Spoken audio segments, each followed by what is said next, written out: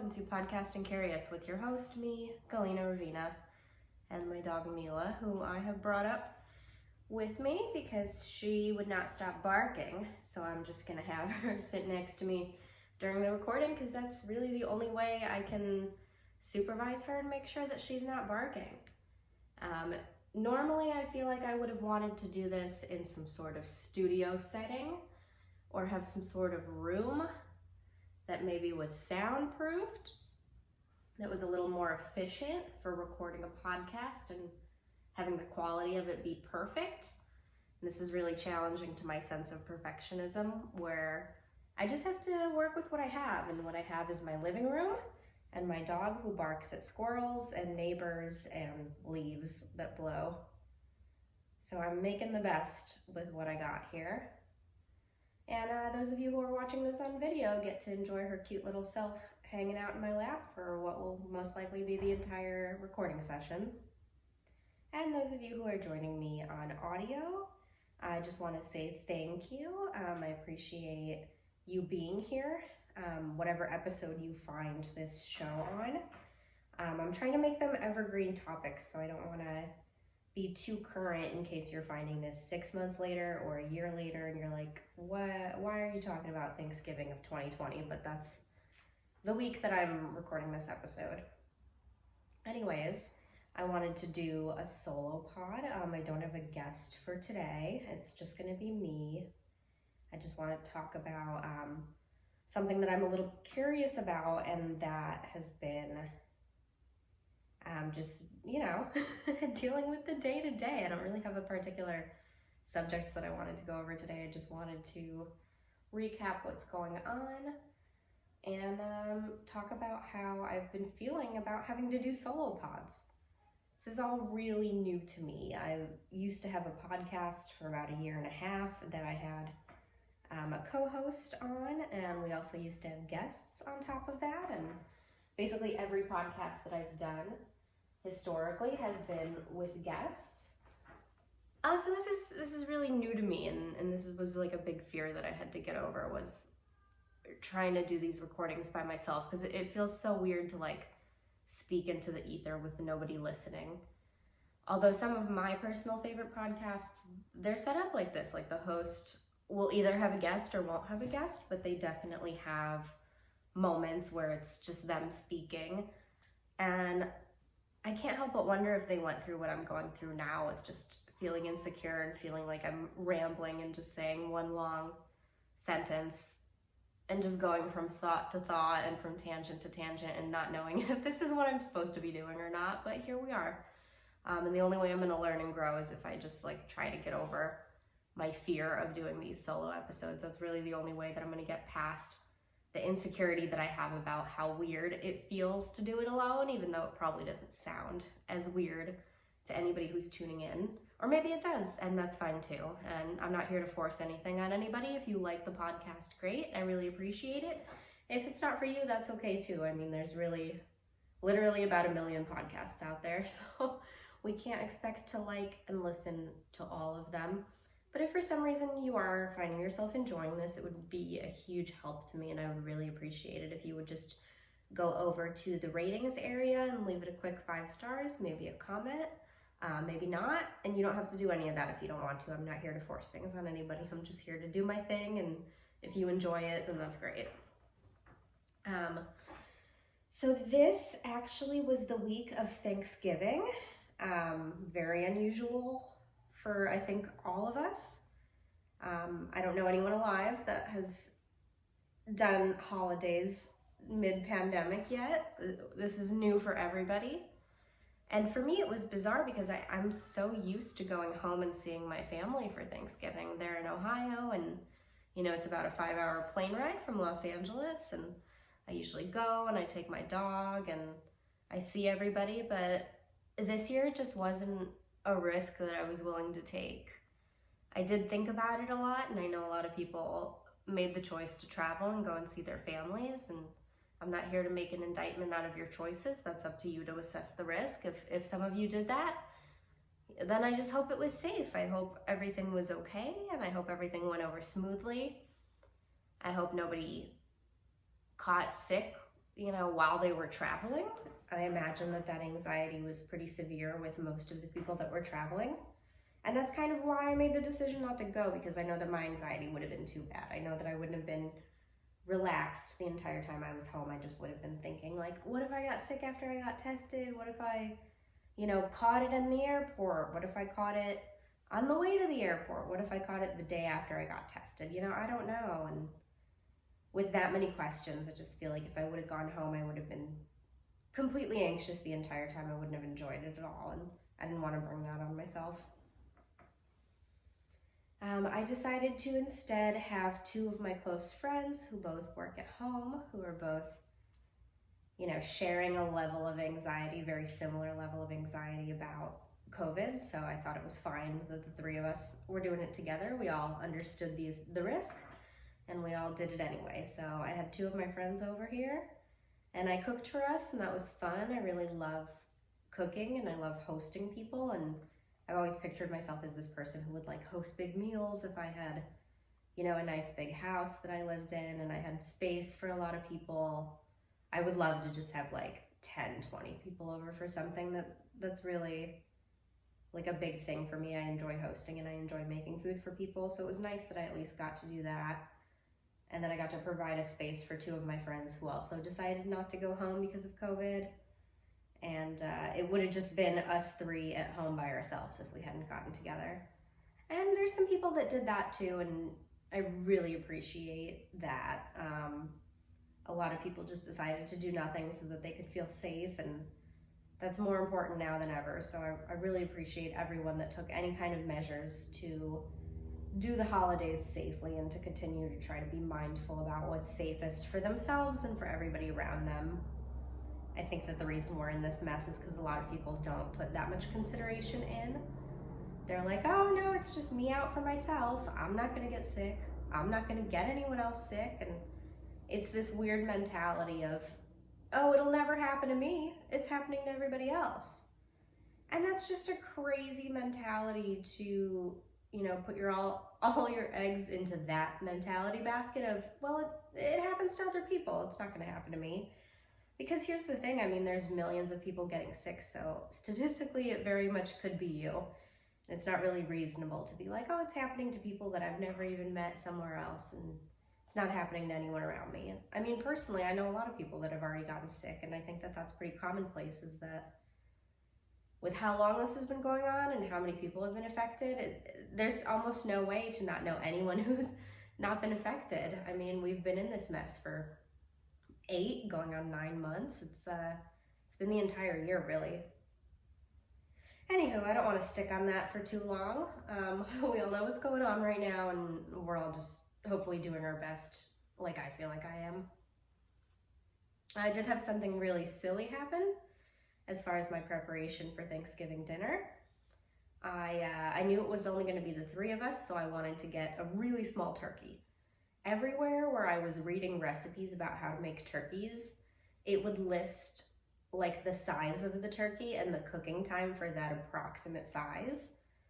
And almost every different recipe I looked at had a turkey that was 6 to 8 pounds that they were using as an example. And then it would be 10 to 12 pounds, 15 to 18, etc. And then it would have a cook time based on that size turkey. So every single thing that I was reading gave me the impression that there are 6 to 8 pound turkeys that are pretty commonplace. And I'm like, perfect, I don't need anything more than that. It's just gonna be 3 people eating, and I'll have a little leftovers, I'm sure, but I don't wanna get a giant turkey because it's gonna be really, really wasteful. So I want one of these small 6 to 8 pound turkeys. Anywho, these elusive 6 to 8 pound turkeys are nowhere to be found. I went to several grocery stores, some pretty big ones. I went to Trader Joe's, I went to Pavilions, I looked at Ralph's, I looked at a multitude of grocery stores around Los Angeles trying to find a small turkey, and it didn't exist, people. It didn't exist. I went to Trader Joe's, and the absolute smallest turkey that they had was 13 pounds, which is bigger than my dog.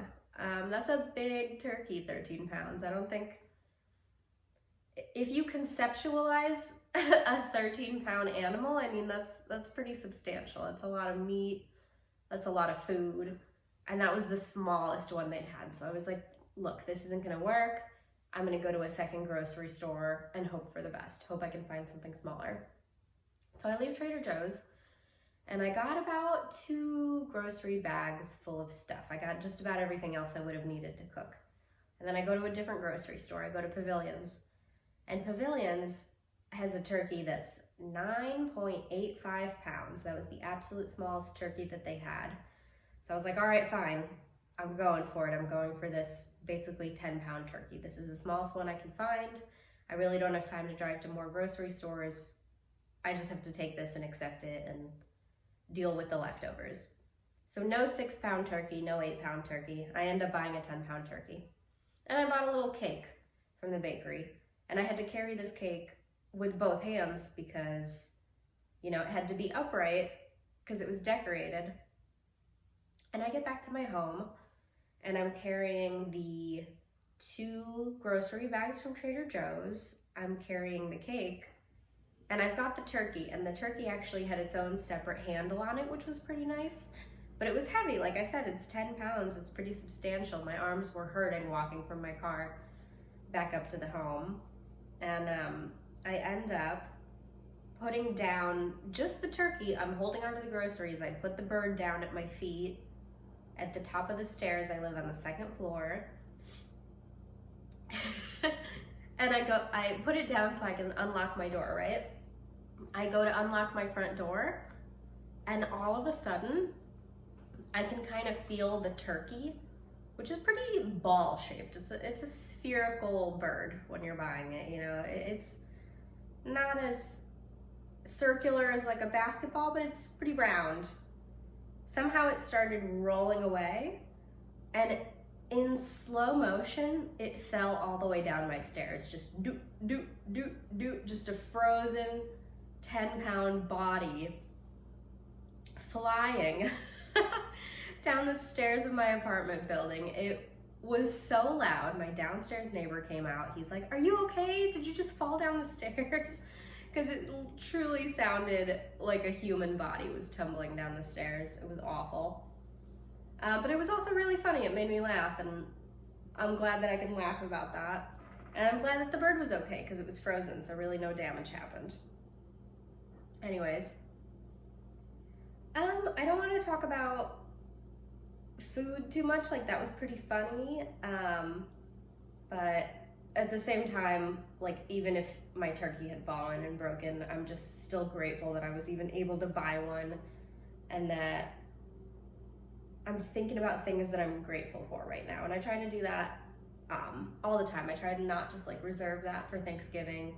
I think a lot of people don't talk about gratitude any other time of year, and we really need to start doing that. We need to think about all the wonderful things that we have in our lives, because that's going to be the one solace right now when everything's so hard and so much is missing and so much is, you know, unanswered questions all the time about what's going on with just about everything. And the thing that's been most helpful to me in dealing with it mentally and spiritually has just been to like keep a record of my gratitude and things that I'm so glad that I have despite what's missing in the pandemic. Like, I gotta say, it has been so sad and so disruptive for me to not have stand-up comedy in my life. I went from having it be not just my dream and ambition and something that I was doing, you know, every single night for going on 6 years, and it was also my social life too. Like, I could just know that I could leave my house on any given day if I felt lonely or I felt like I wasn't getting enough human contact. I wasn't like getting that fix of communication that I needed, of community, of feeling like I belong somewhere with a group of people. I could just go out any night and run into people that I love and that I enjoy being around and that are funny and that are like easy to talk to. And a lot of people are missing that right now. A lot of people who had these strong communities, and sure, you can move it online, but it's kind of not the same. And I'm really missing the community aspect of it, the being with a large group of people, that really did something for my spirit. And it's a tough adjustment to have that gone right now. So I will say, I did take up podcasting to try to fill that void a little bit. I've always wanted to come back to having a podcast, so this kind of felt like a good time, because at least I could try to maintain some semblance of creativity, and that I'm putting content out in some format. Whether people ask for it or not, I need it. I asked for it, you know. I had to ask myself, like, please, Galina, put some content out there, like, do something, so that you don't have to feel this, like, complete void of artistic endeavors in your day-to-day. It's hard not having comedy. I miss it so much. I miss everything that it brought into my life, good and bad. And there were really stressful things about it, but they were all worth it. They were all ultimately really small hardships in the grand scheme of things. Like, everything felt, for the most part, really, really good about pursuing stand-up. And I miss it. I miss it so much. And in order for me not to be driven crazy by that, I have to do other things, and I have to be grateful that I'm working, and that I have food, and that I have this dog, and I have amazing friends who, if I can't see in person, I can at least talk to them on the phone. And you know, there's so many different ways to stay in touch with people right now, and I'm really, really grateful for that. I can't imagine if we were going through this pandemic in a time when you had to write letters to get a hold of people that you love. Like, at least I can FaceTime my family. That's such a big deal. And I think we take it for granted. I think we don't think about how nice it is to have all these technologies right at hand, that we can, like, fill the void at least a little bit. At least, like, in an artificial way, I can see everyone I want to see if I just, like, video chat them. It's better than nothing. I'm not here to say it's the same, but I'm here to say it's absolutely better than nothing, so I'll take it. I think that it's really good to see so many people making good, safe decisions too, and putting other people before them, and even putting strangers before them, and making these sacrifices right now so that we can try to be safe. And I'm not trying to condemn or judge anyone that isn't making those decisions, because I think a lot of the sacrifices that aren't being made are coming from a place of fear, and it is really hard to not be fearful right now. I mean, that's pretty big. It's pretty prevalent. The fear of the unknown, and the fear of how different life is today than it was even just a year ago. But we're gonna get out of this, and we're gonna get through to the other side of it, and we're gonna have holidays where we don't have to think about the dangers of traveling again. It doesn't feel like it right now, but I swear we're gonna have another Thanksgiving in maybe a year if we're lucky, 2 years for sure, where we don't have to think that, like, getting on a plane might kill Grandpa, you know? We're gonna get back to those days soon. I can't wait. But until then, I'm gonna take an inventory of the things that I do have in my life, and the things that I'm so appreciative for, that are getting me through this one way or another. All right. Man, it is pretty hard doing these solo eps right now. I don't know what else to talk about. What else is going on? I'm doing a lot of reading. I always read a lot before, but in quarantine, that's just another way to pass time, since I'm not really going out at night anymore. I've been doing a lot of reading. I'm currently reading this amazing book called Radium Girls, and it's almost like Erin Brockovich, but from, like, the 20s, from the 1920s. It's about these corporations that used radium paint to make watches and clocks and other gadgets, and it ends up getting all of the workers really, really sick with radium poisoning. And it's this book about their fight to try to get compensation, and it's marked by the fact that it's all happening in the 1920s, and there were so few workers' rights, and, you know, even less rights for, like, women, and it was mostly women working at these corporations. So it's pretty wild to read it and to compare that situation to how that would be now. I think right now a lot of people feel like their jobs are really dangerous too, and they feel like they might not have any kind of resources. So it's wild to read something that happened 100 years ago, and like how much humanity is still dealing with those problems right now. If anybody has any good book recommendations for me, I'm always open to that. I kind of read like all sorts of different genres. I love fiction, I love true stories like Radium Girls. I do also really like true crime and certain autobiographies. If anybody's got really good ones, I'll take recommendations on those too. And yeah, that's kind of all I'm up to right now. I'm gonna get more consistent about doing these solo episodes. I'm gonna get more confident about recording them and about releasing them, and it's just gonna take some time, but I'm gonna get better. And just like with everything else in comedy and everything in life, like the more you do it, the better you get. So I'm really looking forward to gaining a little bit of expertise at it and putting out content for people that they're really gonna be able to enjoy and hopefully get something out of and think about. Like, I want people to listen to this and like it and get something out of it, and I don't wanna sound like I'm rambling and then not know what I said. And yeah, it's challenging for me, but I'm gonna overcome it in the hopes that other people can think about things that are daunting to them, that are giving them anxiety to do the way these solo episodes gave me anxiety, and be like, you know what, I'm just gonna get it over with. I'm gonna do my best and just get it to stand on its own, and I'll fix it later. Not to say I'm gonna come back and fix this episode, but meaning like I'll fix it by getting better at it and improving. And all I can really do is create and grow from the fact that I bothered to create something in the first place. What else? I don't know if I should start like taking questions on these episodes. I guess if you have questions, send them my way. I will do my best. I've got more guests scheduled, so I've got a couple episodes coming where we're going to be talking about specific topics, and maybe something that would be a good idea for me on future episodes of this, where it's just me, is I'll take some topic that I know something about and I'm still curious about and kind of go over that with you guys. Right now, I don't really have anything specific in mind. I'm just trying to get through the day-to-day of COVID life.